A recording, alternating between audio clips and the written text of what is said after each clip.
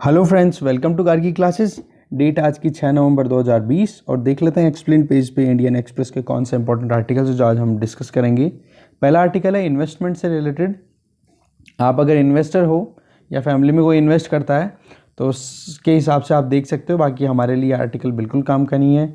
ये दोनों आर्टिकल्स अच्छे हैं। एक आर्टिकल है in female hunter burial lesson is gender role. अब किस तरीके से हमने अभी तक जितनी भी स्टडी करी है, ठीक है, पैलियोलिथिक एज की बात की, स्टोन एज जिसको पैलियोलिथिक, नियोलिथिक और मीजोलिथिक एज, स्टोन एज की बात की, उस टाइम को लेकर के फिर उसके बाद में चैल्कोलिथिक एज आती है। उन सारी एजेस में आपने ध्यान दिया कि हंटिंग और गैदरिंग अपने आप में बहुत इंपॉर्टेंट रोल प्ले किया करती थी एक लाइवलीहुड को अर्न करने में उस टाइम के लोगों के लिए, ठीक है। तो हंटिंग के लिए मेजोरिटी में केसेस में क्या बताया जाता था कि मेल्स जो हैं वो हंटिंग किया करते थे और गैदरिंग का काम वुमेन का हुआ करता था, फीमेल्स का हुआ करता था। बट अभी जो ब्यूरियल मिला है उससे कुछ और ही आइडियाज़ लग रहे हैं और वो जानने की कोशिश करेंगे कि क्या है पूरा इशू, ठीक है। Next article is about Miyas of Assam, why is there first over showcasing their culture. अभी फ़िलहाल क्यों मतलब एक तरीके से खींचातानी हो रही है असम में जो मियाज रहते हैं उनकी कल्चर को एक तरीके से शोकेस करने को लेकर के जो इशू चल रहा है उस पर। तो जानेंगे क्या उनकी कल्चर है, कौन ये मियाज हैं और क्या ये इशू है सारा, ठीक है। तो चलिए स्टार्ट करते हैं।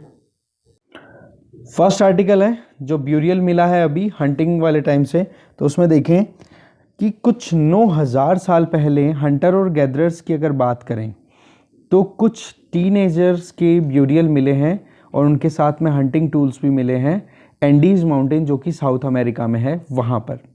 जब रिसर्चर ने इस चीज़ को एनालाइज किया कि जो रिमेन्स मिले हैं जिसमें एक हंटर और हंटर गैदरर्स के साथ में उनके साथ में टूल्स मिले हैं, तो उनको पता पड़ा कि हंटर जो था उनमें से एक हंटर फीमेल थी जिसकी एज 17 से 19 साल थी जब उसकी डेथ हुई। और आप देख सकते हो इससे बहुत बड़े क्वेश्चंस उठना शुरू हो जाते हैं कि भाई अभी तक हमने ये माना था कि फीमेल हंटर्स जो हैं वो हंटिंग की बजाय मतलब हंटर्स और गैदरर्स में से जो फीमेल्स का रोल हुआ करता था वो गैदरर्स का हुआ करता था, गैदरिंग करती थी, मतलब जंगलों में जाना और फिर खाने पीने की चीज़ें इकट्ठा करना।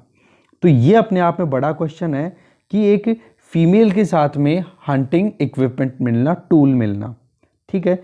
तो अपने आप में एक ये बिलीफ सिस्टम चलता आया है अभी तक कि मैन जो है वो हंट किया करते हैं, वुमेन जो है वो गैदरिंग करती है, उस पर बड़ा क्वेश्चन है। फिर बाद में जब एनालिसिस किया गया तब पता पड़ा कि लगभग 30 से 50% वुमेन जो हुआ करती थी वो हंटिंग का काम किया करती थी। तो ये एक अभी तक का जो इतना एक स्टीरियोटाइप बनता चला आ रहा है कि बायोलॉजिकली वुमेन थोड़ी वीक होती है, इस वजह से उनको गैदरिंग का काम दिया जाता था, वो यहाँ पर डिफाई होता हुआ दिखाई दे रहा है कि भाई वो चीज़ एकदम सही नहीं है। और ये रिसर्च हुई है यूनिवर्सिटी ऑफ कैलिफोर्निया में, वहाँ से ये पूरा पेपर पब्लिश हुआ है, ठीक है। अब डिस्कवरी क्या कहती है वो देखते हैं। देखो, जब एक्सकेवेशन चल रहा था तो हाई एल्टीट्यूड्स पे जब वो गए तो पेरू, आपको पता है पेरू कहाँ पर है, साउथ अमेरिका में, कोस्टल रीजन है, पैसिफिक कोस्ट पे है। तो इस तरीके से वहाँ पर एक रीजन है जिसका नाम है विला माया पैक्सा।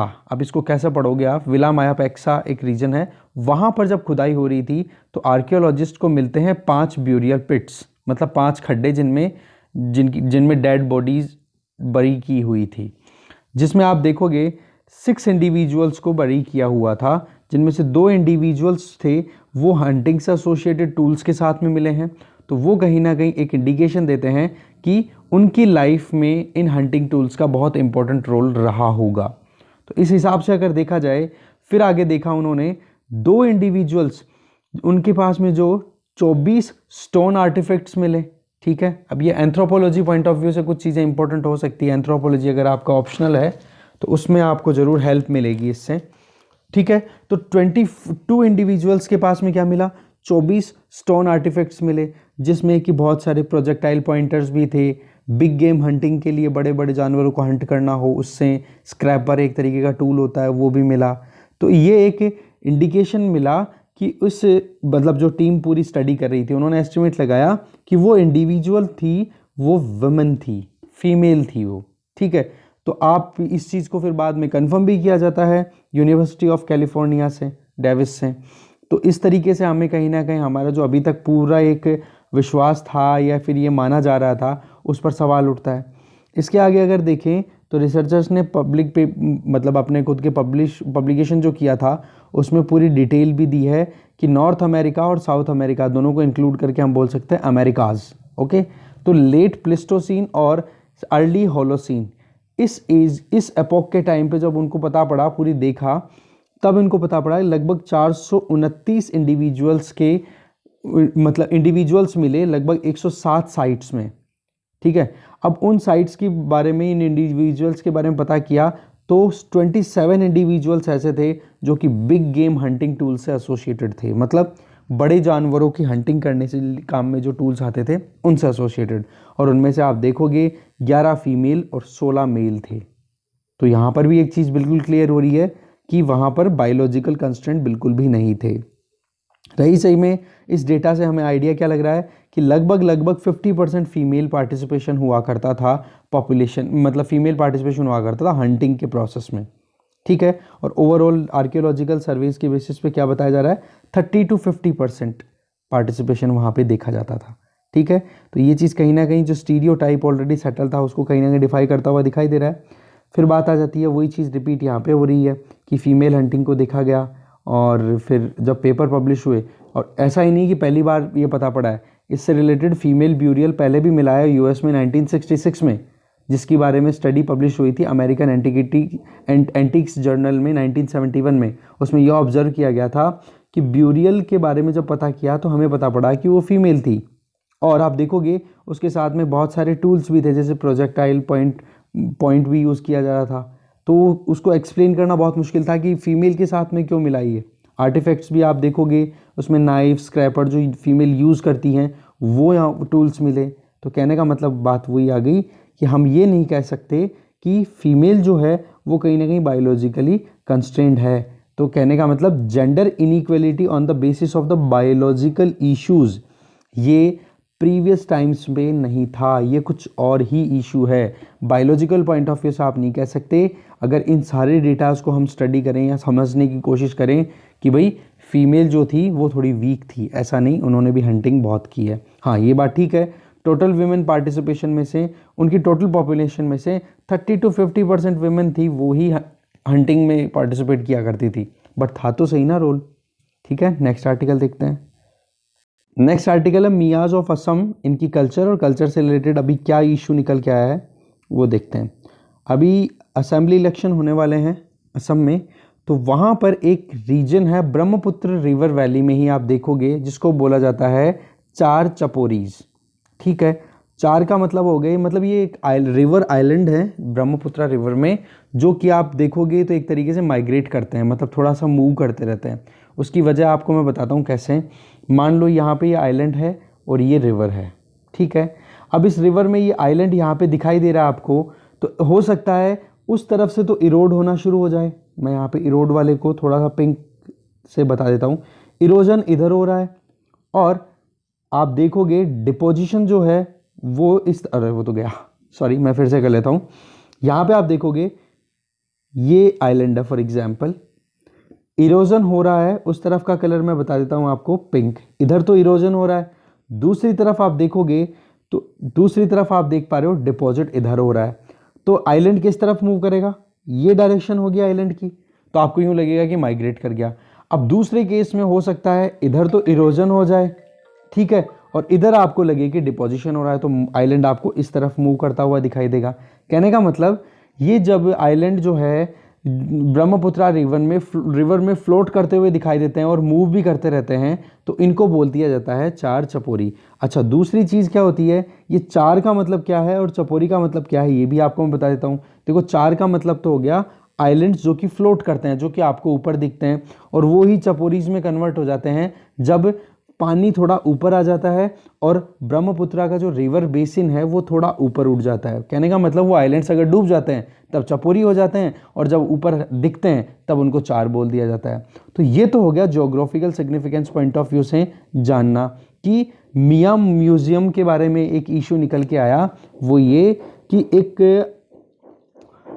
एक प्रपोजल आया, कांग्रेस के एक लीडर हैं जिनका नाम है शेरमन अली, उनके द्वारा कि भाई अब जल्दी से जल्दी ये जो इनका ये श्रीमंता शंकर देवा कला क्षेत्र एक रीजन है गुवाहाटी में, बोलो वहाँ पर इन मियाज के लिए एक म्यूजियम जल्दी से जल्दी बनाओ जिससे कि इनकी कल्चर को प्रिजर्व प्रोटेक्ट किया जा सके। तो इस बात पर फिर क्या कंट्रोवर्सी निकल आई, वो ये कि जो अभी रूलिंग गवर्नमेंट है बीजेपी, उनमें मतलब गवर्नमेंट में मिनिस्टर हैं, उन्होंने ये कहा कि ऐसा कुछ नहीं होगा क्योंकि श्रीमंता शंकर देवा कला क्षेत्र जो है वहाँ पर हम ऑलरेडी असमीज़ कल्चर के लिए बहुत कुछ कर चुके हैं और बहुत वहाँ पर सही है, तो नई कल्चर के लिए हम वहाँ पे स्पेस नहीं देना चाहते या फिर वहाँ पर कुछ नहीं हो सकता। तो इससे कंट्रोवर्सी निकल आई है कि भाई ऐसा क्यों, ऐसा क्या चक्कर है, क्यों नहीं करना पाते। तो देखो सबसे पहली चीज़ तो ये आती है कि चार चपोरी है क्या, ये मैंने आपको पहले ही बता दिया कि ये ब्रह्मपुत्रा रिवर में आइलैंड्स है जो कि फ्लोट करते हैं और मूव भी करते रहते हैं। बस पानी अगर मतलब थोड़ा सा ऊपर उठ जाए, फ्लड प्रोन रीजन तो हो ही गया, तो जैसे ही पानी थोड़ा सा ऊपर आता है, थोड़ा हाई लेवल पे वाटर फ्लो होना शुरू होता है ब्रह्मपुत्रा में, तो चार जो कि फ्लोटिंग आइलैंड है वो चपोरी में कन्वर्ट हो जाते हैं, रिवर बैंक के पार्ट बन जाते हैं। समझ गए अब आप। दूसरी चीज़ हम देखें तो यहाँ पर लगभग जो पॉपुलेशन रहती है, मतलब वहाँ पर जो डेटा है वेबसाइट पे देखा जाए, डायरेक्टोरेट ऑफ द चार एरियाज डेवलपमेंट, उनके अकॉर्डिंग देखें तो 2002 से 2003 के बीच में चार्ज पे जो लोग रहते थे उनकी पॉपुलेशन थी 24.90 लाख, ठीक है, लगभग 25 लाख पॉपुलेशन, जिसमें से 80% पॉपुलेशन जो है वो बिलो पुअर्टी लाइन रहती है। अब देखो रिवर है ब्रह्मपुत्रा, उधर बहुत बड़ी रिवर है, ठीक है, उसमें अगर आइलैंड्स पे कोई रह रहा है तो उन लोगों को तो देखो कम्युनिकेशन भी नहीं है, ट्रांसपोर्टेशन फैसिलिटी भी उनको अच्छी नहीं मिलेगी, तो उसकी वजह से क्या है उनके कम्युनिटी में एक तो पुअर्टी लाइन बहुत, मतलब ज़्यादातर लोग गरीबी के नीचे रह रहे हैं, बिलो द पुअर्टी लाइन रह रहे हैं। रही सही में आप देखोगे वहाँ पर गर्ल चाइल्ड मैरिज भी ज़्यादा दिखाई देती है, तो पुअर्टी भी है तो इलिटरेसी भी ज़्यादा दिखाई देती है। स्कूल फैसिलिटी भी वो एक्सेसिबल रेंज में नहीं है उनके, और एडिक्वेट जितनी भी मिनिमम रिक्वायरमेंट्स है वो पूरी नहीं हो पाती। तो आप देखोगे कि इस रीजन में जो लोग रह रहे हैं ना, जिनको चार ड्वेलर्स बोल सकते हैं हम, वो हैं बंगाली ओरिजिन। अब बंगाली ओरिजिन की वजह से वो मुस्लिम है साथ में, तो उनको मियाज बोल दिया जाता है। तो ऐसे करके चार ड्वेलर्स कौन हो गए, मियाज, जिसमें और भी कम्युनिटी के लोग भी रहते हैं, जैसे मिसिंग हो गए, देवरीज हो गए, कोछारीज हो गए, नेपालीज हो गए, ये भी रहते हैं। पर डोमिनेटिंग कौन है वहाँ पर, ये जो मियाज है। अब इनकी स्पोकन लैंग्वेज कौन सी है, बंगाली स्पीकिंग पॉपुलेशन है ये। इनकी कहीं ना कहीं डाउट ये चलता रहता है, अब असम में आपको पता है एनसीआर का इशू ऑलरेडी हाईलाइटेड है, तो वहाँ पर इनको कहीं ना कहीं एक ड्यूबियस नेशनलिटी की नज़र से देखा जाता है कि ये बांग्लादेशी है या फिर इंडियंस है। अब बात ये आ जाती है कि ये मियाज हैं कौन, कहाँ से आए और कब आए। तो आप देखोगे इनका माइग्रेशन इंडियन लैंड पे, या जिसको आज इंडिया बोल रहे हो, उस लैंड पे बहुत सालों पहले हो गया था। देखो आप इसमें देखोगे ईस्ट बंगाल के जो लोग हैं उनके डिसेंडेंट ये माने जाते हैं। ईस्ट बंगाल जो आज क्या बन गया, बांग्लादेश, ठीक है, जो कि असम को जैसे ही इंटीग्रेट किया गया था, ब्रिटिशर्स के द्वारा एनेक्स कर लिया गया था असम को 1826 में, उसके बाद में आपको पता है, आप जैसे ही अगर इंटीग्रेशन हो जाता, असम पहले इंडिया का पार्ट नहीं था, पर इस इंडिया का मतलब जिसको इंडिया कंसिडर किया जाता था, बट असम को 1826 में एनेक्स किया गया ब्रिटिशर्स के द्वारा। तो जो बंगाल से में लोग रहते थे वो भी ईस्टर्न रीजन में, वो लोग माइग्रेट करके कहाँ चले गए, असम वाले रीजन में। तो वहाँ पर आप देखोगे थोड़ा सा डेमोग्राफिक कॉम्पोजिशन में चेंजेस आना शुरू हो गए। तो फिर भी आप देखो कि जब वहाँ पर एजिटेशन शुरू हुआ असम में, तो ये माइग्रेशन कब का है, 1826, मतलब 19th सेंचुरी का, कितने साल पहले, जब से असम आइडेंटिटी आई उसके भी कम से कम 100-125 साल पहले की बात हो गई है, ठीक है। पर आप देखोगे एक डिसकंटेंट निकल के आता है जब ये डेमोग्राफिक चेंज को देख करके असम के जो इंडिजिनस लोग हैं उन्होंने 6 साल तक लगातार एजिटेशन किया, जिसका नाम बोला जाता है असम एजिटेशन, फ्रॉम 1979 टू 85, जिसको फिर बाद में अल्टीमेटली क्या कह के रोका गया था, असम अकॉर्ड साइन हुआ था कि भाई ठीक है असम की कल्चर को हम प्रोटेक्ट करके रखेंगे। राजीव गांधी गवर्नमेंट ने फिर साइन किया था 1985 में। तो आप देखोगे ये सारा का सारा एजिटेशन किस पे था कि इलीगल इमिग्रेंट्स जो हैं, जो कि पहले आए हुए हैं, उनको यहाँ से निकालने के लिए। अब आप देखो इमिग्रेशन इनका हो गया था 1826 के बाद में, और आप देखोगे तो बांग्लादेश जो आइडेंटिटी, बांग्लादेशी आइडेंटिटी इन मियाज को दी जा रही है, वो दी जा रही है 1971 के बाद में, क्योंकि 1971 में ही तो बांग्लादेश बना, उसके पहले तो ईस्ट बंगाल था, या फिर बाद में ईस्ट पाकिस्तान बन गया था। तो बांग्लादेशी आइडेंटिटी आप इनको क्यों दे रहे हो, ये बहुत बड़ा सवाल है। क्यों? क्योंकि आपका माइग्रेशन तो देखो कितने पहले हो गया, इनकी कितनी जनरेशन तो यहाँ पे बीत चुकी हैं, और उसके बाद में आप इनको आइडेंटिटी दे रहे हो, तो क्या बांग्लादेशी इनको कहना सही बात है? ये अपने आप में बहुत बड़ा सवाल है। तो और दूसरी तरफ आप देखोगे ये कम्युनिटी है ना, वो वैसे ही बहुत सारी कॉम्प्लेक्सिटीज़ के साथ में जी रही है। जैसे कि आज इनकी लैंग्वेज देखोगे तो बंगाली नहीं है, आज इनकी लैंग्वेज, इनकी कल्चर में असम की जो खुद की कल्चर है, असमीज लैंग्वेज है, वो आपको ज़्यादा दिखाई देती है।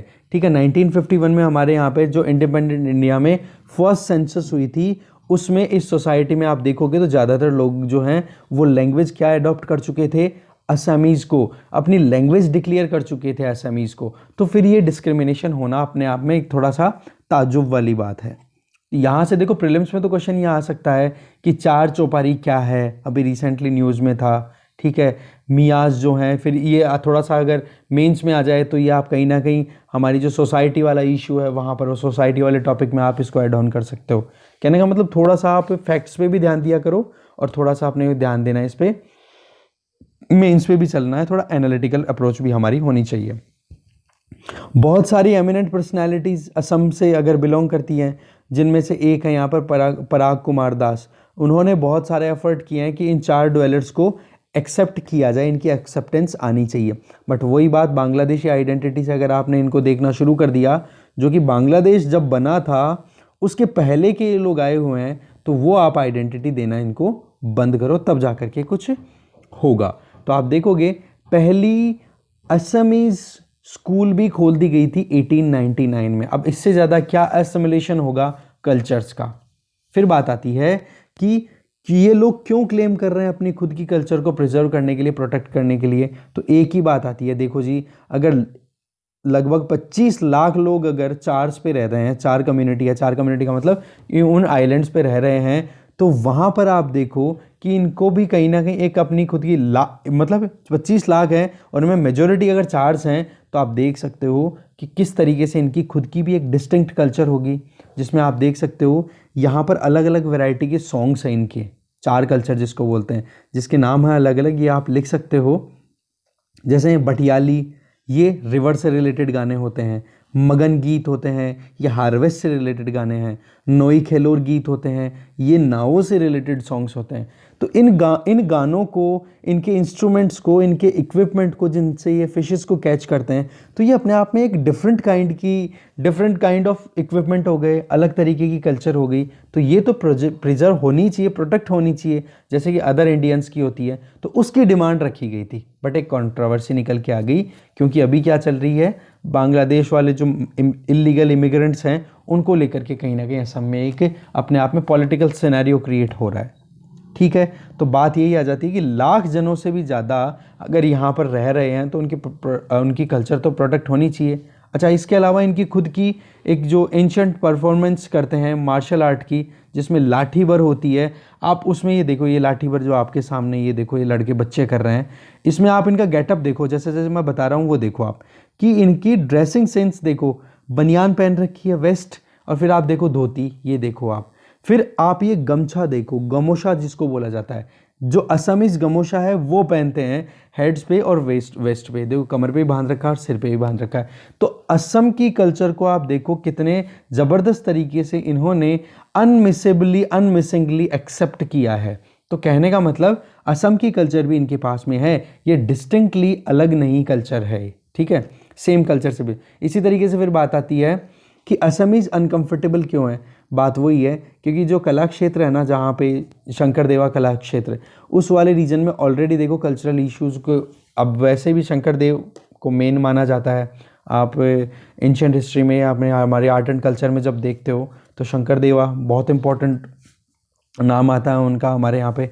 तो उस बात को लेकर के आप देखोगे तो वहाँ पर ऑलरेडी कल्चरल म्यूज़ियम और भी बहुत सारे डेवलपमेंट हो चुके हैं।